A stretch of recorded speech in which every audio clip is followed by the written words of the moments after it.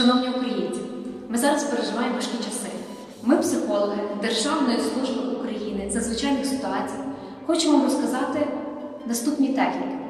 Якщо ви знаходитесь в укритті і вас охоплює паніка, можна використати наступну техніку, яка називається 5, 4, 3, 2, 1. Назвати 5 предметів, які знаходяться коло вас з різними ознаками. 4. Доторкнутися до різних предметів з різною поверхнею. 3.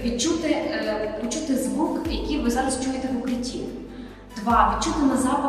Відчути запах, який ви відчуваєте зараз. І наступне взяти на смак чи цукерку, чи ковток води. Це допоможе вам відволікти вашу увагу і взяти контроль над собою. Наступна техніка називається метелик. Потрібно руки скласти у вигляді метелика, положити її собі на груди і робити легенькі постукування однією рукою, іншою, а потім двома. І так робити 25-30 разів. Якщо ви відчуваєте страх, можна застосувати наступну техніку дихання. Одну руку покласти на груди, іншу на живіт. Робити глибокий вдих і в 2 рази довший видих. І так кілька разів, щоб стабілізувати свій стан.